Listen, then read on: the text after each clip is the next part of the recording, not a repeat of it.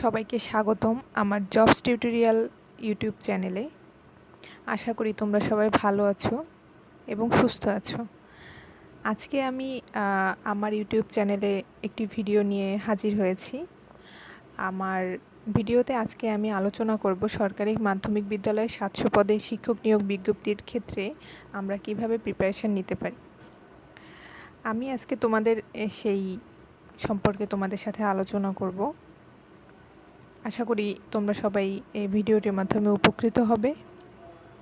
সরকারি মাধ্যমিক বিদ্যালয়ে 700 পদে যে শিক্ষক নিয়োগ বিজ্ঞপ্তিটা আসবে, এটা সম্ভবত নভেম্বর অথবা ডিসেম্বরের দিকে সার্কুলারটা পেয়ে যেতে পারো তোমরা সবাই। টোটাল আমাদের এখানে 200 মার্কের পরীক্ষা হবে। তো এই 200 মার্কসের কোশ্চেনের মধ্যে কোন কোন বিষয়ের উপর কত মার্কস রয়েছে, কোন কোন বিষয়ে কিভাবে কোন কোন বিষয়ের জন্য কোনটা কোনটা পড়তে হবে, কিভাবে প্রিপারেশন নিতে হবে, সেটাই আজকে আমি তোমাদেরকে বলবো। তো আমাদের এখানে বাংলার ক্ষেত্রে থাকবে 50 মার্কস, তার মধ্যে হচ্ছে বাংলা সাহিত্যে 20 মার্কস এবং বাংলা ব্যাকরণের জন্য 30 মার্কস। তো এক্ষেত্রে এখানে যদি দেখা যায় কি, আমরা অনেক সময় বাংলা সাহিত্যটা অনেক রাইটার থাকে, তো সেক্ষেত্রে আমরা মনে রাখতে পারি না ব্যাপারটা।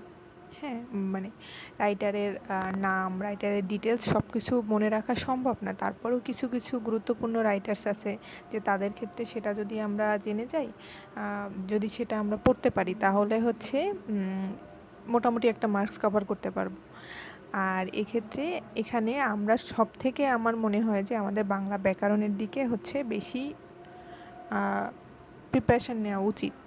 কারণ এই বাংলা ব্যাকরণটা যদি আমরা ভালোভাবে আয়ত্ত করতে পারি, তাহলে আশা করি এখানে 30-এর মধ্যে 28-29 করা যায় আর কি, পাওয়া যেতে পারে। তো দেন আমাদের থাকতেছে হচ্ছে ইংরেজির 50 মার্কস। তো এখানে ইংরেজিতে 50 মার্কস থাকবে, এর মধ্যে ইংরেজি সাহিত্য 5 মার্কস, ইংরেজি গ্রামার 45 মার্কস।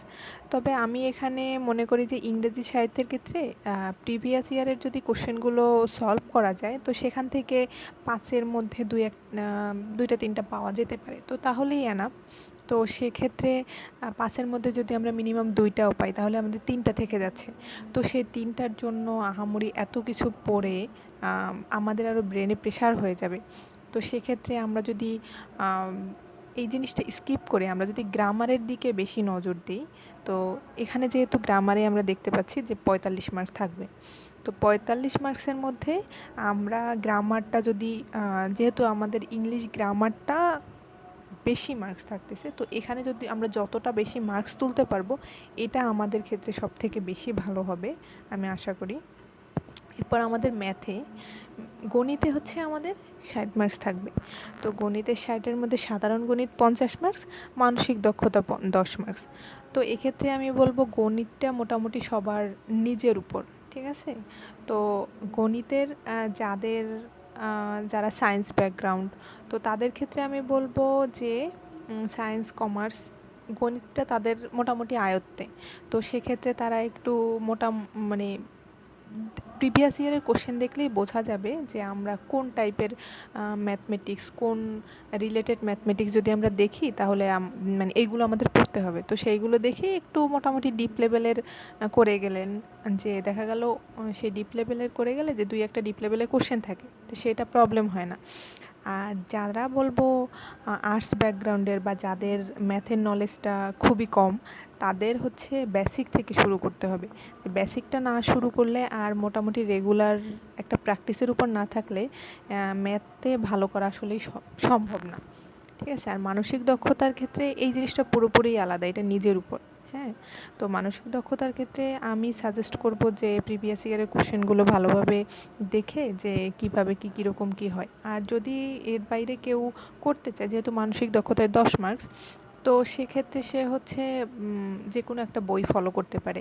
MP3 সিরিজের যে কোনো মানসিক দক্ষতার বই বা প্রফেসরের মানসিক দক্ষতার বই, যে কোনো কিছু সে দেখতে পারে। দেন হচ্ছে আমাদের সাধারণ জ্ঞানের জন্য আমাদের 40 মার্কস থাকে। তো এখানে 40 মার্কসের মধ্যে বাংলাদেশ বিষয়াবলী 20 মার্কস এবং আন্তর্জাতিক বিষয় হচ্ছে 20 মার্কস, ঠিক আছে। তো এক্ষেত্রে আমরা বলবো যে বাংলাদেশ বিষয়াবলীর ক্ষেত্রে, আন্তর্জাতিক বিষয়াবলীর ক্ষেত্রে এই 40 মার্কসের মধ্যে কিছু থাকবে সাম্প্রতিক, আবার কিছু হচ্ছে প্রিভিয়াস ইয়ারের কোশ্চেন থাকবে। সাম্প্রতিকের ক্ষেত্রে আমরা পড়তে পারি যেরকম কারেন্ট অ্যাফেয়ার্সটা আমরা দেখতে পারি। তো এখন দেখি যে আসলে আমাদের কি কি পড়তে হবে, কি কি বই আমরা পড়তে পারি সেটা দেখি। তো বইয়ের ক্ষেত্রে আমি আশা করব যে আপনারা এখানে যদি ভালো প্রিপারেশানের জন্য আপনারা আপনাদের প্রথমেই আমি বলবো যে যে কোনো একটা জব সলিউশন নিয়ে সেখান থেকে প্রিভিয়াস ইয়ারে যে সরকারি মাধ্যমিক বিদ্যালয়ে যে কোশ্চেনগুলো ছিল সেগুলো আপনারা সবাই আগে সলভ করবেন। কারণ দেখা যায় যে মানে প্রিভিয়াস ইয়ারের কোশ্চেন অ্যানালাইসিস করে বোঝা গিয়েছে যে প্রিভিয়াস ইয়ারের কোশ্চেন থেকে প্রচুর পরিমাণে রিপিট হয় কোশ্চেন এখানে এই এক্সামে। তো সেক্ষেত্রে আমি বলবো যে আগে জব সলিউশনের প্রিভিয়াস ইয়ারের কোশ্চেনটা সলভ করে ফেলা।